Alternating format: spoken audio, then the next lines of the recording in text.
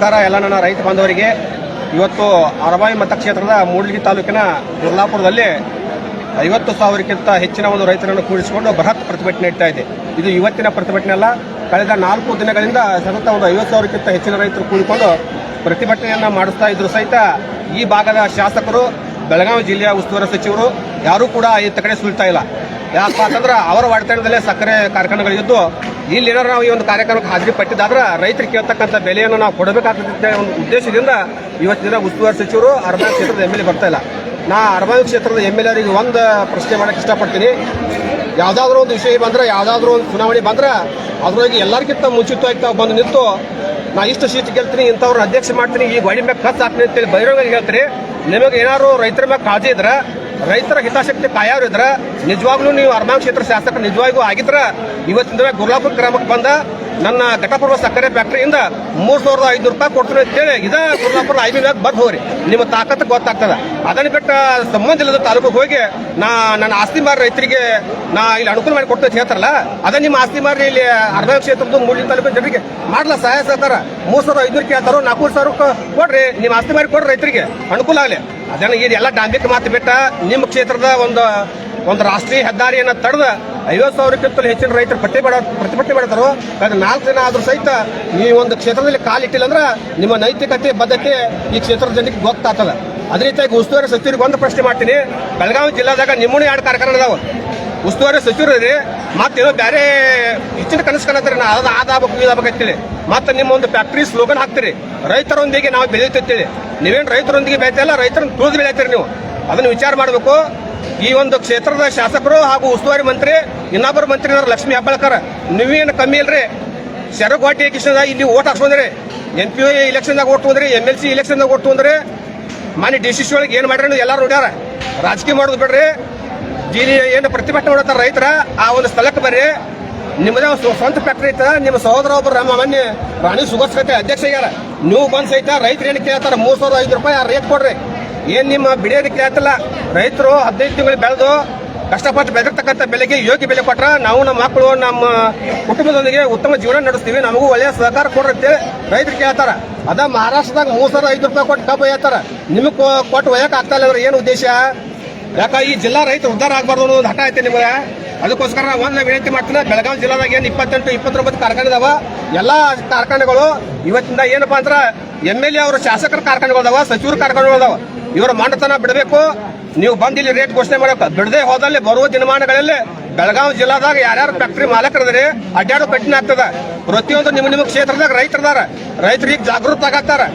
ನೀವು ಇದ ಮಂಡತನ ಏನಾರು ಬೆಳೆಸಿದ್ದಾದ್ರೆ ನಿಮಗೆ ಬರುವ ದಿನಮಾನಗಳಲ್ಲಿ ನಿಮ್ಮ ಕಾರ್ ಹಿಡಿದು ಕಲ್ಲು ಹೆಟ್ಟುವಂತ ಪ್ರಯತ್ನ ನೀಡ್ತಾ ಹುಷಾರಾಗಿರ್ಬೇಕು. ಜಿಲ್ಲಾ ಉಸ್ತುವಾರಿ ಮೊದಲಿಂದ ತಿಳ್ಕೊಬೇಕು. ಎಲ್ಲ ಈಗ ಇವತ್ತು ಗೋಕಾಕದಾಗ ಇದ್ರಿ, ಬೆಳಗಿನ ಜಾವ ಹೋಗ್ಯಾರಿ ಅಲ್ಲಿ ಯೋಗಿ ಕೊಳಕ ವಾಯುವಿಹಾರ ಅಂತೇಳಿ ಆ ಲೋಪ ನಿನ್ನ ಜಿಲ್ಲಾ ಉಸ್ತುವಾರಿ ಇದ್ದ ಕ್ಷೇತ್ರದಾಗ ರೈತರ 50,000ಕ್ಕಿಂತ ಹೆಚ್ಚಿನ ದಿನ ಆತ 4 ದಿನ ಆತ ಗೊತ್ತು ಹೊಯ್ಕೊಳತ್ತಾರ. ಬಂದು ನಮಗೆ ಬಿಲ್ ಫೈನಲ್ ಮಾಡಪ್ಪ ಮಂತ್ರಿ ಅಂತೇಳಿ ಅದನ್ನ ಬಿಟ್ಟು ಕಿಸಿಂದ ವಾಯು ವಿಹಾರ ಆ ವಿಹಾರ ರೈತರ ಕಷ್ಟ ನಿಮ್ಮ IB ಒಳಗೆ ಕೂತಿ ನಿಮ್ಮ ಮನ್ಯಾಗ ಕುತ್ಕೊಂಡ ರೈತರ ಸಂಕಷ್ಟ ಪರಿಹಾರ ಮಾಡ್ತಂತ ಹೇಳ್ತಿ.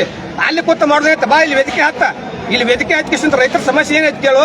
ನೀನು ಉಸ್ತುವಾರಿ ಮಂತ್ರಿಯಾಗಿ 3,500 ರೂಪಾಯಿ ಕೊಡ್ತೀನಿ ಅಂತೇಳಿ ಘೋಷಣೆ ಮಾಡಿ ಹೋಗ. ರೈತರು ನಿನ್ನ ಹೆಚ್ಚು ಕೊಂಡಾಡ್ತಾರ.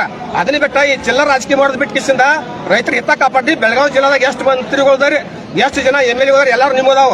ದಯವಿಟ್ಟು ಒಂದು ಹೇಳಕ್ ಇಷ್ಟಪಡ್ತೀನಿ, ಮಾನ್ಯ ಮುಖ್ಯಮಂತ್ರಿಗಳಿಗೆ ನಿಮ್ಮ ಸರ್ಕಾರ ಐತೆ, ರೈತರಿಂದ ನಿಮ್ಮ ಸರ್ಕಾರ ಬಂದೈತೆ. ನಾನು ಒಬ್ಬ ಕಾರ್ಯಕರ್ತ ಇರಬಹುದು, ಆದ್ರೆ ಹೇಳಕತ್ತೀನಿ, ದಯವಿಟ್ಟು ರೈತರ ತಾಳ್ಮೆ ಪರೀಕ್ಷೆ ಮಾಡಬೇಡ್ರಿ. 4 ದಿನ ಶಾಂತ ರೀತಿಯಿಂದ ಹೋರಾಟ ನಡೆದೈತೆ. ಅಕಸ್ಮಾತ್ ರೈತರು ಒಂದ ಕರೆ ಕೊಟ್ರ ನಿಮ್ಮ ಸರ್ಕಾರ ಉಳಿದಿಲ್ಲ, ಅದನ್ನ ವಿಚಾರ ಮಾಡ್ರಿ. ಬೆಳಗಾವಿ ಜಿಲ್ಲಾದಾಗ ಏನ್ ಆಕೈತಿ ಎಲ್ಲ ಗೊತ್ತೈತಿ. ಬೆಳಗಾವಿ ಜಿಲ್ಲಾ ರೈತರ ತಲೆ ಕೆಟ್ರ ಏನ್ ಮಾಡಕ್ಕೂ ಸಿದ್ಧರಾದಾರ. ದಯವಿಟ್ಟು ರೈತರ ತಾಳ್ಮೆ ಪರೀಕ್ಷೆ ಮಾಡಕ್ ಹೋಗ್ಬೇಡ್ರಿ. ಜಿಲ್ಲಾ ಉಸ್ತುವಾರಿ ಮಂತ್ರಿಗಳ ದಯವಿಟ್ಟು ನೀವು ಗೋಕಾಕದಾಗ ಸಭೆ ಸಮಾರಂಭ ಬಂದ್ ಮಾಡಿ ಇವತ್ತು ಗುರ್ಲಾಪುರಕ್ಕೆ ಬಂದು ರೇಟ್ ಫೈನಲ್ ಮಾಡ್ರಿ. ಅಕಸ್ಮಾತ್ ಇವತ್ತೇನಾರು ನೀವು ರೇಟ್ ಬಂದು ಫೈನಲ್ ಮಾಡಲ್ಲ ಅಂದ್ರೆ ನಾಳೆ ರೈತ ಸಂಘಕ್ಕೆ ಏನು ಕರೆ ಕೊಡ್ತಾರ, ಬೆಳಗಾವಿ ಜಿಲ್ಲಾ, ಬಿಜಾಪುರ ಜಿಲ್ಲಾ, ಬಾಗಲಕೋಟೆ ಜಿಲ್ಲಾ ರೈತರೆಲ್ಲ ಒಕ್ಕಟ್ಟದಾರು. ನಾಳೆ ನಿಮ್ಮ ಶುಗರ್ ಫ್ಯಾಕ್ಟರಿಗಳು, ನಿಮ್ಮ ಮನೆಗಳು ಉಳಿದು ಕಠಿಣ ಆಗ್ತದ. ದಯವಿಟ್ಟು ಇವತ್ತ ಜಿಲ್ಲಾಧಿಕಾರಿಗಳು ಕರ್ಕೊಂಡ್ಬಂದ ಅವರ ಮಧ್ಯಸ್ಥಿಕೆ ಒಳಗೆ ಏನು ನಮ್ಮ ರೈತರು ಒಂದು ಬೆಲೆ ಕೇಳತ್ತಾರೋ ಆ 3,500 ರೂಪಾಯಿ ಕೊಟ್ಟ ಸುಗಮವಾಗಿ ಹೋಗ್ಬೇಕು. ಇಲ್ಲಾಂದ್ರೆ ಬರತಕ್ಕಂಥ ಅಧಿವೇಶನ ಒಳಗೆ ರೈತರು ಹೆಚ್ಚಿನ ಸಂಖ್ಯೆಯಲ್ಲಿ ಕೂಡ ನಿಮ್ಮ ಅಧಿವೇಶನ ಯಾವುದೇ ಕಾರಣಕ್ಕೂ ನಡೆದಿಲ್ಲ. ಅದಕ್ಕೋಸ್ಕರ ನಾ ವಿನಂತಿ ಮಾಡ್ತಾ ಇದ್ದೀನಿ, ಅರಬಾವಿ ಕ್ಷೇತ್ರದ MLA ಅವರ ಒಂದು ಪಾಯ್ಖಾನೆಗೆ ಉದ್ಘಾಟನೆಗೆ ಬರ್ತಾರೆ, ಒಂದು ಗಟರ್ ಉದ್ಘಾಟನೆಗೆ ಬರ್ತಾರೆ. ಕಳೆದ 4 ದಿನ ನಿಮ್ಮ ಕ್ಷೇತ್ರದಾಗ 50,000ಕ್ಕಿಂತ ಹೆಚ್ಚಿನ ರೈತರು ಪ್ರತಿಭಟನೆ ಮಾಡ್ತಾರ. ಎಲ್ಲಿ ಅಡಿಗೆ ರೀ? ಬರ್ರಿ ಹೋಟೆಲ್ದಾಗ ಕೂತ ಅಲ್ಲಿ ಕೂತ ಬಹುಶಃ ಇನ್ನೊಂದು ಯಾವ ಚುನಾವಣೆ ಐತಿ ವಿಚಾರ ಮಾಡಾಕ್ತಾರೇನ? ಯಾವ ಜಿಲ್ಲಾದಾಗ ಚುನಾವಣೆ ಐತಿ, ಯಾರು ನಿಲ್ಲಿಸ್ಬೇಕು, ಯಾರನ್ನ ಯಾಕಡೆ ಕಿಡ್ನಾಪ್ ಮಾಡಿಸ್ಬೇಕು ಅನ್ನೋ ವಿಚಾರದಾಗ ಇದ್ರೇನ? ಅಲ್ಲ, ಹುಕ್ಕೇರಿಗೆ ಹೋಗಿ ಇಲೆಕ್ಷನ್ ಮಾಡಕ್ಕೆ ನಿಮಗೆ ಸಮಯಾವಕಾಶ ಅದ, ಬೆಳಗಾವಿ ಡಿಸಿಸಿ ಬ್ಯಾಂಕ್ ಇಲೆಕ್ಷನ್ ಮಾಡಕ್ಕೆ ನಿಮಗೆ ಅವಕಾಶ ಅದ. ರೈತರು 4 ದಿನ ಹೋರಾಟ ಮಾಡತ್ತಾರೋ, ಅವ್ರ ಅನುಮತನ ಕೇಳಕ್ಕೆ ನಿಮಗೆ ಅವಕಾಶ ಇಲ್ಲ. ಇದನ್ನೆಲ್ಲ ಬಿಡ್ಬೇಕು. ಏನೇನು ಮಾಡಿಸೋದಿಲ್ಲ ನೀವು. ಯಾರು ನಿಮ್ಮ ವಿರೋಧ ಮಾತಾಡ್ತಾರೋ ಅವ್ರ ಮ್ಯಾಗ ಒಂದು ಕೇಸ್ ಹಾಕ್ಸ್ಬೋದು, ಆದಾಗ ಹೊಂಟ್ರೆ ಟ್ರಕ್ ಹಾಯಿಸ್ಕೊಳ್ಬೋದು ಅಷ್ಟ. ಅದು ಬಿಟ್ರೆ ನಿಮ್ಮ ಕಡೆ ಏನೂ ನಿಗೋದಿಲ್ಲ. ರೈತರ ಹಿತಕ್ಕೆ ಬದ್ದಾಗ್ರೆ ಇಂಥ ಎಲ್ಲ ಚಿಲ್ಲರ್ ಕೆಲಸ ಬಿಡ್ರಿ. ಅವ್ರು ಇನ್ನೊಬ್ರು ಕೆಟ್ಟ ಕೇಸ್ ಮಾಡಿಸ್ನಿ, ಅದಕ್ಕೆ ಕೇಸ್ ಮಾಡಿಸ್ನಿ, ರೈತರೆಲ್ಲ ಒಕ್ಕಡ್ದಾರ, ನಿಮ್ಮ ಕೇಸ್ ಏನೂ ಆಗೋದಿಲ್ಲ. ನಿಮ್ಮ ಅಧಿಕಾರ ತಂದ್ರೆ ರೈತರನ್ನ ಚಪ್ಪಲ್ ತಾಗಿಡ್ರಿ, ಬಿಡ್ರಿ. ಅದನ್ನ ರೈತರಿಗೆ ಹಿತ ಕಾಪಾಡ್ರಿ. ಇವತ್ತೇನು ನಮ್ಮ ರೈತರು ಕೇಳಕತ್ತಾರಲ್ಲ 3,500 ರೂಪಾಯಿ, ಅದನ್ನ ಒಬ್ಬರಲ್ಲ, ಬೆಳಗಾವಿ ಜಿಲ್ಲಾದಾಗ ಎಷ್ಟು ಮಂದಿ ಸಕ್ಕರೆ ಫ್ಯಾಕ್ಟ್ರಿ ಮಾಲಕರಿದ್ರೆ ಎಲ್ಲರೂ ಬರ್ಬೇಕು. ಇವರು ಅನ್ನೋದು ಏನಂತ ಇಲ್ಲ. ಏನ್ ನೀವೇನು ಬಿಡಕ್ಕೆ ಕೊಡ್ತಾ ಇಲ್ಲ. ರೈತರು ಕೇಳ್ತಕ್ಕಂಥ ಒಂದು 200-300 ರೂಪಾಯಿ ಎಕ್ಸ್ಟ್ರಾ ಕೇಳ್ತಾರೆ ಈ ವರ್ಷ. ಯಾಕೆ ಕೇಳತ್ತಾರಪ್ಪ ಅಂತಂದ್ರೆ ರೈತರು ಬೆಳ್ತಕ್ಕಂಥ ಬೆಳೆಗೆ ಏನು ರಾಸಾಯನಿಕ ಗೊಬ್ಬರ ಹಾಕ್ತಿವಿ, ಇನ್ನೊಂದು ಏನು ಕೊಡ್ತೀವಿ, ಅದೆಲ್ಲ ಹೆಚ್ಚಿಗೆ ಆಗ್ಯದ. 500 ರೂಪಾಯಿ 800 ರೂಪಾಯಿ ಇದ್ದು DAP ಇವತ್ತು 1500-1600 ಆಗ್ಯದ. ಗೊಂಜಾಳು 700-800 ರೂಪಾಯಿ 5 ಕಿಲೋ ಗೊಂಜಾಳ ಸಿಗ್ತಾ ಇತ್ತು. ಇವತ್ತು ಗೊಂಜಾಳ ರೇಟ್ 1700-1800 ರೂಪಾಯಿ 4 kg ಕೊಡ್ತಾ ಇದ್ದಾರೆ. ಮತ್ತೆ ನಾವು ರೈತರು ಕೇಳುವುದೇನು ಮಾಡ್ನು, ಬೆಳ್ತಕ್ಕಂಥ ಬೆಳೆಗೆ ಹೆಚ್ಚಿನ ಪ್ರಮಾಣ ತೋತ್ರಿ, ಅದ್ರ ನಾವು ಬೆಳೆಯುವಂಥ ಬೆಳೆಗೆ ಏನು ಕೊಡತ್ತಾರ? ಕಬ್ಬಿನ ರೇಟು ಇಷ್ಟ ಆಯ್ತು, ಗೊಂಜಾಳ ರೇಟ್ ಯಾವ ರೇಟ್ ಐತೆ? 27-28 ಇವತ್ತು 1800-1700 ರೂಪಾಯಿ ಅದ. ಅದಕ್ಕೋಸ್ಕರ ನಾವು ಒಂದು ವಿನಂತಿಯನ್ನು ಮಾಡ್ತಾರೆ ಸರ್ಕಾರಕ್ಕೆ, ಪದೇ ವರ್ಷ ಈ ರೀತಿ ಪ್ರತಿಭಟನೆ ಮಾಡೋದು, ರೈತರಿಗೆ ಫ್ಯಾಕ್ಟ್ರಿ ಚಾಲು ಆಗೋ ಮುಂಚಿತವಾಗಿ ರೈತರು ಬಂದು ಹಾದಿ ಮ್ಯಾಗ ಕುತ್ಕೊಳ್ಳೋದು, ರೈತರನ್ನ ಸಾಮಾನ್ಯ ತಿಳ್ಕೊಬೇಡ್ರಿ. ಒಮ್ಮೆ ತಲೆ ಕೆಟ್ರೆ ಎಂತೆಂಥ ಸರ್ಕಾರ ಹೋಗ್ಯಾವ.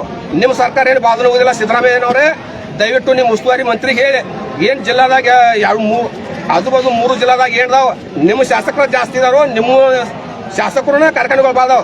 ದಯವಿಟ್ಟು ಅವ್ರೆಲ್ಲರೂ ತುರ್ತು ಮೀಟಿಂಗ್ ಕರೆದ ಏನ್ ರೈತರ ಬೇಡಿಕೆ ಐತಿ ಆ ಬೇಡಿಕೆಗೆ ತಾವು ಸ್ಪಂದಿಸಿದೆ ಹೋದಲ್ಲೇ ಬರುವ ದಿನಮಾನಗಳಲ್ಲಿ ನಿಮ್ಮನ್ನ ಸದ್ಯಕ್ಕೆ ಗೆರ ಹಾಕಕ್ಕೆ ನಮ್ಮ ರೈತರು ಸಿದ್ಧರ ಅಂತ ಹೇಳಕ್ ಇಷ್ಟಪಡ್ತಾ ಇದ್ರಿ. ಸರ್, ಈಗ ಆಜು 3 ಜಿಲ್ಲೆ ಒಳಗಡೆ ಏನು ಕಾಂಗ್ರೆಸ್ಸಿನ ಶಾಸಕರಿದ್ದಾರೆ. ಈಗಾಗಲೇ ವೇದಿಕೆ ಮೇಲೆ ಕಾಂಗ್ರೆಸ್ಸಿನ ಶಾಸಕರು ಬಂದು ಒಂದು ಮಾತನ್ನು ಹೇಳಿ ಹೋದ್ರು, ನಾನು ಸದಾ ನಿಮ್ಮ ಜೊತೆಗೆ ಇರ್ತೀನಿ ಅಂತ. ಇದೇ ಪರಂ ಪೂಜ್ಯರು ಏನು BJP ವಿರೋಧ ಪಕ್ಷದ ಶಾಸಕರಿದ್ದಾರೆ, BJP ಶಾಸಕರಿಗೆ ನಾವು ಏನು ಅಧಿವೇಶನದಲ್ಲಿ ಪ್ರತಿಭಟನೆಯನ್ನು ಮಾಡ್ತೀವಿ, ಅದಕ್ಕೆ ತಾವು ಬದ್ಧರಾಗಿರ್ಬೇಕಂತೇಳಿ ನಿನ್ನೆ ಸಿದ್ದು ಸೌದಿ ಅವರಿಗೆ ಹೇಳಿದರು. ಈಗ ಇರುವಂಥ ರಾಯಬಾಗ್ ಮತಕ್ಷೇತ್ರದ ಶಾಸಕರಾಗಿರುವಂಥ ದುರ್ಯೋಧನ ಐಹೊಳೆಗೂ ಹೇಳಿದ್ದಾರೆ. ಅವರು ಕಿಂಚಿತವಾಗಿ ಉತ್ತರ ಕೊಡಲ್ಲದೆ ಹಾಗೆ ಹೋಗಿದ್ದಾರೆ. ಆ BJP ವಿರೋಧ ಪಕ್ಷದ ಶಾಸಕರು R ಅಶೋಕ್ ಆಗಿರ್ಬೋದು ಮತ್ತು ವಿಜೇಂದ್ರಗಾಗಿರ್ಬೋದು, ಅವ್ರಿಗೆ ಹೇಳೋಕೆ ಏನು ಇಚ್ಛೆ ಪಡ್ತೀನಿ? ನಾ ಎಲ್ಲಕ್ಕಿಂತ ಮೊದಲಿಗೆ ಒಂದು ಹೇಳಕ್ಕೆ ಇಷ್ಟಪಡ್ತೀನಿ. ಈ ನಮ್ಮ ನಾಡಿನ ಪರಮ ಪೂಜ್ಯರಲ್ಲಿ ವಿನಂತಿಯನ್ನು ಮಾಡ್ಕೊಳ್ತಾ ಇದ್ದೀನಿ, ತಾವು ಬಂದು ಬೆಂಬಲ ಕೊಟ್ಟು ಹೋಗ್ತಾ ಇದ್ದಾರಲ್ಲ, ಈ ಬೆಂಬಲ ನಮ್ಗೆ ಸಾಕಾಗೋದಿಲ್ಲ. ನಿಮಗೇನು ಹೆಂಡ್ರಿಲ್ಲ, ಮಕ್ಕಳಿಲ್ಲ, ಮನಿ ಇಲ್ಲ, ಮಠ ಅಟ್ಟದಾವ ನಿಮಗೆ. ದಯವಿಟ್ಟು ನೀವು 24x ಇಲ್ಲಿ ರೈತರ ಜೊತೆ ಕುಟ್ಕೋಕೆ ನಿಮಗೆ ಏನಾಕೈತಿ? ನಾವು ರೈತರ ಕಾಣಿಕೆ ಕೊಟ್ಟಾಗ ನಿಮ್ಮ ಮಠ ಬೆಳೆದ ಹೌದಲ್ಲ, ನಾವು ರೈತರ ಕಾಣಿಕೆ ಕೊಟ್ಟಾಗ ನಿಮ್ಮ ಮಠ ಬೆಳೆದಾವ.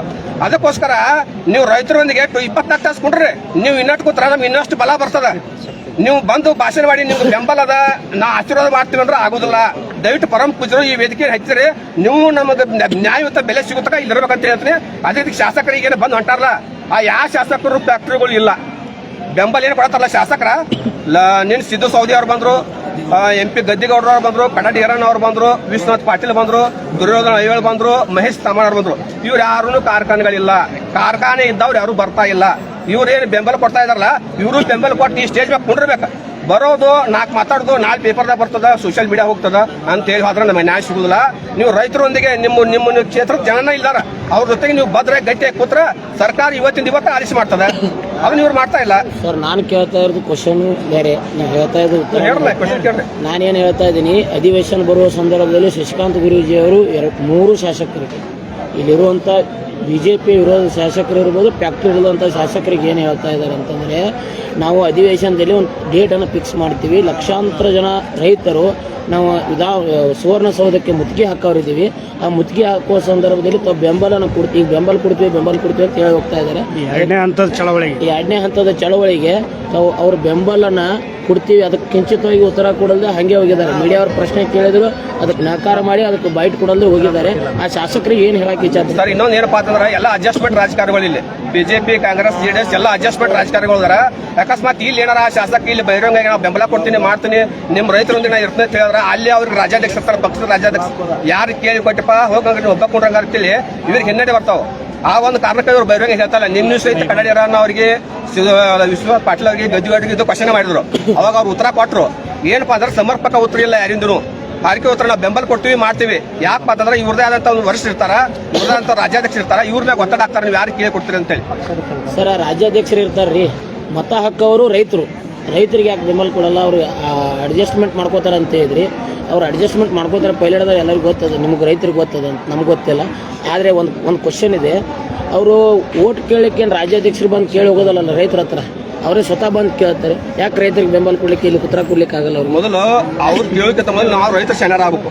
ಯಾವ ವ್ಯಕ್ತಿಯನ್ನ ಆರಿಸಿ ಕಳಿಸಿದ್ರ ರೈತರ ಬೆಂಬಲ ಕಂಡಿಲ್ತಾನ, ರೈತರ ಪರವಾಗಿ ವಿಧಾನಸೌಧದಾಗ ಮಾತಾಡ್ತಾನ, ಅಂತವ್ರನ್ನ ಆರಿಸಿ ಕಳಿಸಿದಾದ್ರೆ ರೈತರ ಪರವಾಗಿ ನ್ಯಾಯ ಸಿಗ್ತದ. ಇವತ್ತು ರಿಯಲ್ ಎಸ್ಟೇಟ್ ಮಾಡೋರ್ನ, ಇನ್ನೊಂದು ಬೇರೆ ಕೋಟಿ ಗಂಟೆ ಉದ್ಯಮ ಇದ್ದವ್ರನ್ನ ನಾವು ಆರಿಸಿ ಕಳಿಸಿದ್ರ ಅವ್ರ ರೈತರ ಬಗ್ಗೆ ಲಕ್ಷ ಇರುದಿಲ್ಲ. ಅವರು ತಮ್ಮ ಬಿಸ್ನೆಸ್ ಹೆಂಗೆ ಬೆಳೆಸಬೇಕು, ಫ್ಯಾಕ್ಟ್ರಿ ಹೆಂಗೆ ಕಟ್ಟಬೇಕು ಅನ್ನೋದನ್ನ ಕಾನ್ಸೆಪ್ಟ್ ಇರ್ತದ. ಇವತ್ತು 1000 ಕೋಟಿ ಅವರು ಇನ್ನು 5 ವರ್ಷಕ್ಕೆ 2000 ಕೋಟಿ ಮಾಡ್ಕೊಳ್ಳೋಂಥ ಚಿತ್ರಗಳದಾರ. ಇವತ್ತು ಹೆಲಿಕಾಪ್ಟರ್ ಹಾಕಿದಾರೋ ಇನ್ನು ವಿಮಾನ ಹತ್ತು ಪ್ಲಾನ್ ಆಗದಾರ. ಆದ್ರೆ ರೈತರ ಕಷ್ಟಕ್ಕೆ ಯಾರು ಇಲ್ಲ. ಅದನ್ನ ನಾವು ರೈತರು ವಿಚಾರ ಮಾಡ್ಕೊಳ್ಬೇಕು. ಮೊದಲು ಓಟ್ ಹಾಕಿರ್ತ ಮುಂಚಿತವಾಗಿ ಯಾರು ಹಾಕಿಸಿ ಕಳಿಸಿದ್ರ ನಮ್ಗೆ ಯೋಗ್ಯ ಆಗ್ತದ. ವಿಧಾನಸೌಧದಾಗ ನಮ್ಮ ಪರವಾಗಿ ಯಾರು ಮಾತಾಡ್ತಾರೋ ಅಂತವ್ರು ಆರಿಸಿ ಕಳಿಸಿದ್ರ ರೈತರಿಗೆ ನ್ಯಾಯ ಸಿಗುತ್ತೆ. ನಾವು ರೈತರು ವಿಚಾರ ಆಗ್ಬೇಕು. ಇವತ್ತೇನಾಗ್ತದ, ಇವತ್ತು ಈ ಸ್ಟ್ರೈಕ್ ಮುಗಿತಂದ್ರೆ ನಾವು ಇನ್ನೊಂದು ತಪ್ಪು ತಿಳ್ಕೊಬಾರ್ದು. ಯಾರು ಇವತ್ತು ಈ ಸ್ಟ್ರೈಕ್ ಮುಗಿತಾರ ಕೆಲವು ಜನ ಅದಾರ, ಹೋಗಿ ದೊಡ್ಡ ಹೂವಿನ ಮಾಲೆ ಹಾಕಿ ಸ್ಟಾರ್ಟ್ ಕೊಟ್ಟು ಸನ್ಮಾನ ಮಾಡಿ ಮರು ಅಂತ ಮಂಜು ನಮ್ಮಲ್ಲಿ ಐತಿ. ಅದನ್ನ ಬಿಡ್ಬೇಕು ನಾವು ಮೊದಲು. ಸರ್ ಈಗ 3 ಸರ್ಕಾರಿ ಫ್ಯಾಕ್ಟ್ರಿ ಚುನಾವಣೆ ಅದು, ಅವ್ರೇನು ಯಾರು ರಾಜಕೀಯ ಒತ್ತಡದಲ್ಲಿ ಇಲ್ಲ. ಅವರಾದ್ರೂ ಬಂದು ಈ ರೈತರಿಗೆ ನಾವು ಬೆಂಬಲ ಎಷ್ಟು ಕೊಡ್ತೀವಿ. ಘಟಪ್ರಭಾ ಶುಗರ್ ಆಯ್ತು, ಕೃಷ್ಣ ಶುಗರ್ ಆಯ್ತು, ಅದು MK ರಾಣಿ ಶುಗರ್ ಆಯ್ತು. ನಾನು ಹೇಳಿದೆ ಘಟಪ್ರಭಾ ಶುಗರು ಇಲ್ಲಿ ಅತನಿ ಅವ್ರದ್ದು ಲಕ್ಷ್ಮಣ ಸೌದಿ ಅವ್ರು ಏನದವ್ರಲ್ಲ ರೈತರ ಫ್ಯಾಕ್ಟ್ರಿ ಇವರು. ನಾವು ಒಂದು ಕೇಳ್ತೀನಿ, ಕಳೆದ 25 ವರ್ಷಗಳಿಂದ ನೀವು ಅಧಿಕಾರಿ ಈ ಕ್ಷೇತ್ರ ಶಾಸಕ ಕೇಳ್ತೀನಿ, 25 ವರ್ಷಗಳ ಹಿಂದೆ ನೀವು ಆ ಫ್ಯಾಕ್ಟ್ರಿ ಅಧ್ಯಕ್ಷ ಆಗಿ ಇವತ್ತು ರಾಜಕೀಯಕ್ಕೆ ಬಂದ್ರಿ. ಈಗಾದ್ರೂ ಅದು ನಿಮ್ಮ ಆಡಳಿತೊಳಗ ಐತೆ.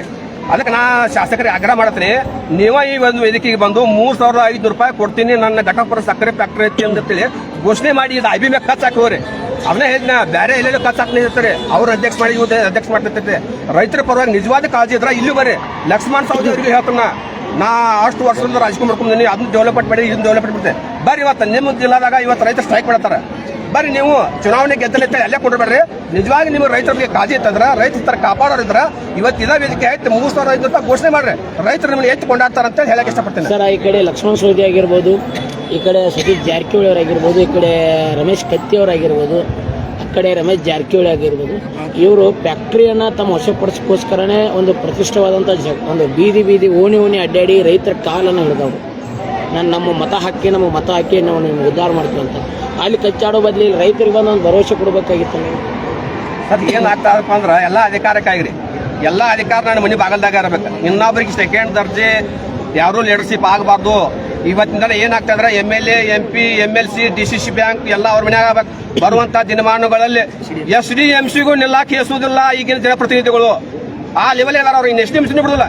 ಆ ಊರಾಗ ಮಕ್ಕಳ ಪಾಲಕರಿದ್ರೆ ಎಷ್ಟು ನಿಮಿಷ ಆಗ್ಬೇಕು. ಅಕಸ್ಮಾತ್ ಮೊಮ್ಮಕ್ಕಳನ್ನ ತಂದು ಅಲ್ಲೇ ಅವ್ರ ಮಕ್ಕಳು ಇನ್ನು ಎಷ್ಟು ನಿಮಿಷ ಮಾಡಕ್ಕೂ ನಮ್ಮ ಜಿಲ್ಲಾದಾಗ ರಾಜಕಾರಣ ಯೋಚಿಸುದಿಲ್ಲ.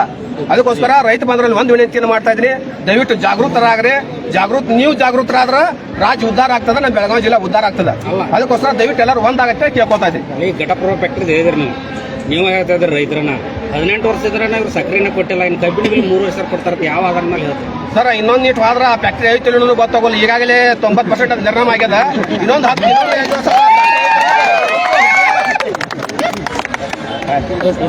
ಬಂದ